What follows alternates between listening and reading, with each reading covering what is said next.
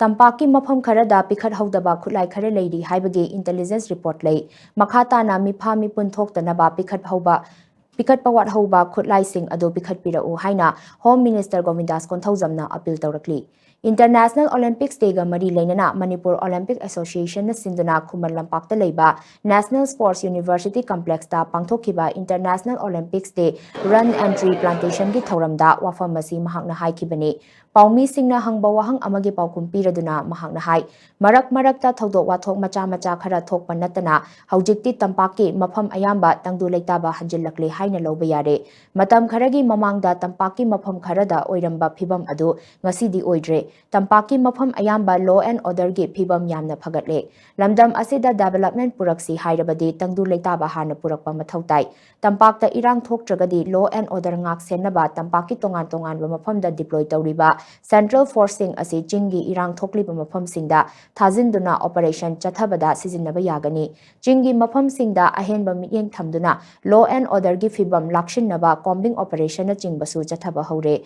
operation asigi manung channa tangdu leitaba hanjilakpa pamdaba irang sagatpa miyoi sing phagatpa hauragani logi wangmada pairiba khusu khutlai sing asi leiriba makhai state asida tangdu leitaba hanjil hanmangamloi maram maduna logi wangmada pairiba khusu khutlai sing asi phagatnaba DGP da khangankre handak arambai tengolgi miyoi ahum police na pharaga NIA da sinakhiba adugi matangda Manipur gi DGP ga su wari sanare makhata na mi phami pun chathadana basu haikre adubu intelligence ki agency singna pirakpa report ki matung inna tampaki mafam khara khusu khutlai kaya lotuna thamli hai makhata na mi phami pun thoktanaba lotuna thamliba khusu khutlai sing asi athuba matamda surrender tobira-U tampaki law and order asi stable hek oibaga chatpa yadana leiriba chingi lambi asi chatpa yahannaba hotnaragani hainasu DGP na haire I haina mahangna makhata khi adu ekoi ngarang su ekoi DG ga adi ekoi gi ekoi wari kanna sanajare makoi ahum khak phagi base asi matung da muk phaba khot pasi tawdana ba ekoi kanna wari sanajari but still ekoi gi intelligence ki input ta khulai kharaga lei haiba khoi da paw lei ba ko already DG da leire atop agency mayam amada khulai kharaga lei diba valley da lei base hojik puthoktraga su lo laga lei ba khulai sing se ayamba loina pikhatpiro loina khongatpiro adu oragadi ekoi amuk hanna phadarna ba isai su singsta disturb tawdarna ba haidana ekoi na appeal ma sama khoida ngarang su ekoi kanna tawjare ngasi so mo ekoi wari sanajagani so that matunga amuk hanna amuk NIA na natraga CBI na natraga ekoi state police na phaba pun masi taw yaring khai tawdana ba mana ngarang mak so ekoi da haibireba ekoi tampak sida khajitang bu inga gari tampak ta laiba security forces singda loina thaga la kanda operation tawra kanda khulai loina thadokhanba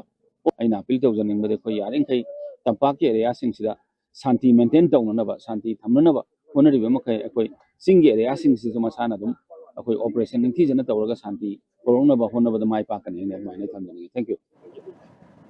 Thauram aduga mari leinana Chief Minister Yumnam Khemchana hai sports haibasi khwaidagi discipline leiba event amani Manipur asi picture basu phurup kunthra tarukna punna khundaminaba state amani Manipur na India gi sports ta piriba contribution asi mapal naide India gi sports event pumna makta Manipur gi player yaudaba leite sanaroi amagi career da discipline haibasi yamnamak maru oi gold medal fangba khaktana afawba player amani haiba yaroi discipline yaudrabadi pumna mak arembani Manipur gi apun basaktam ama pada sanaroi shingi achauba thaudang lei Manipur gi sanaroi shingna India gi sports ta piriba contribution asi sakhangba oina India gi ahanba National Sports University asi Manipur da thamlakli bani hainasu mahakna haiki